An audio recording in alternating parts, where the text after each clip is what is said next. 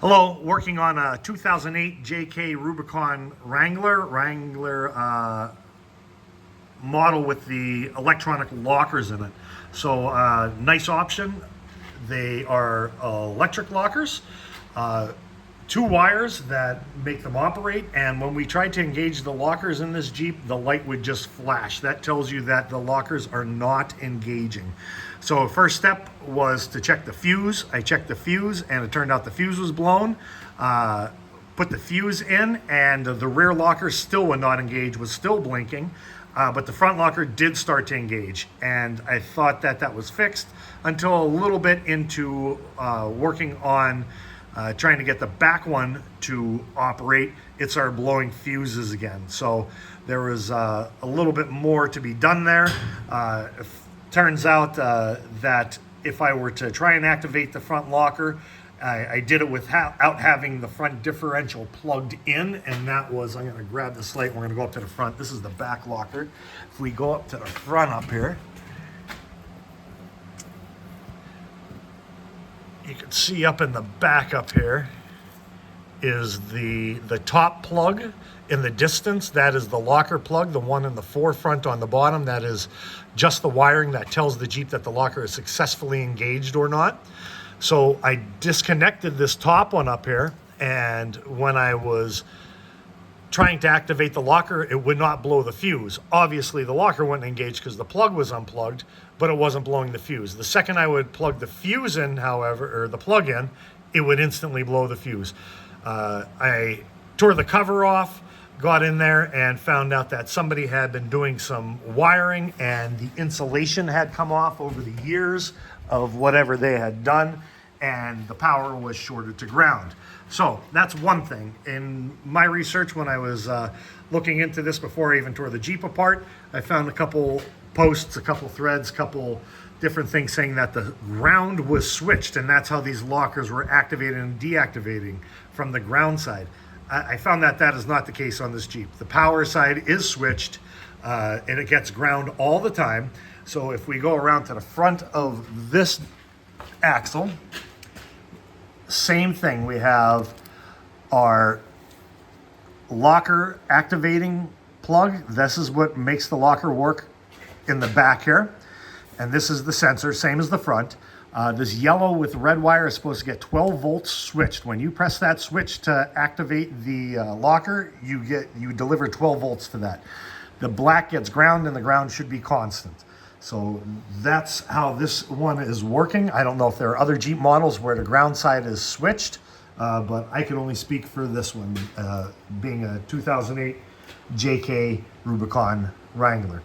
So after the front wiring was all fixed and taken care of, that locker is working the way it's supposed to, I went on to this one and checked that plug once again. Up here it is. Now we're on the other side. The yellow with the red stripe on it was getting it's 12 volts from the battery, or a little bit of a voltage drop. I think there's about a half voltage drop from the battery to there. And the black was getting ground, but the wheels were still not locking. When it was activated, you could grab one tire. If you look, we could spin one tire this way and the other one goes the opposite way, right? That's how you know it's in open differential mode still. Very easy to spin. So I took it off, cut the wires. Well, first I tried manually activating it from the plug. Obviously that didn't work still. So I cut the wires here to make sure there wasn't some sort of a wiring issue in the top of the plug. That's, you can't really see, it's up in the back, up in there, right, is where it comes. This is where the wires are delivered through that little loom there. So cut the wires and manually activate it. I'm going to grab the power probe here and we're going to manually activate this. And you can see it's moving, but it's not moving enough.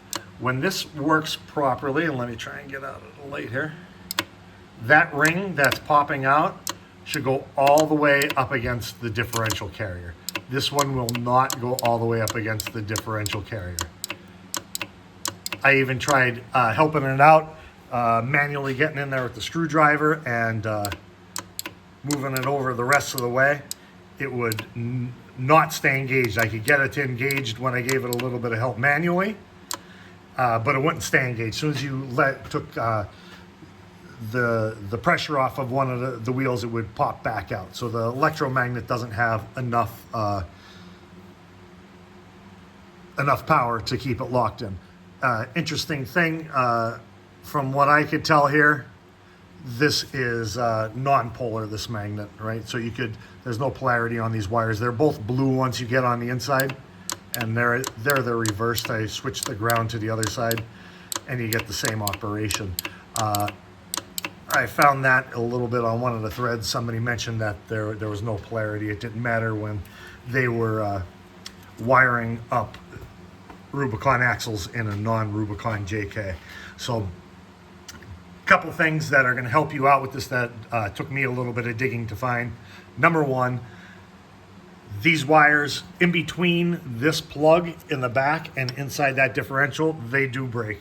That was what was wrong in the front. Somebody fixed it. I had to fix it again. These things do wear out. Heads up, I found a replacement Dana one of these from the Dana Corporation on Rock Auto for $270. Not cheap and not terrible. I could tell you that I did have one of these rears apart. I'm pretty sure it's the same rear that comes in a Nissan Nismo Frontier truck, Dana 44 with an electric locker, and I was able to fix that one as well. Took that one apart. That one had some other problems in the differential as well, but it wasn't terrible. So I hope this one is the same. I'm pretty sure it was the same rear, or at least close to it, in that truck. So you have you know what wires should be getting what now to activate your lockers. When they do work properly, that light comes on and stays on. So I hope that helps somebody else out down the road in doing this job.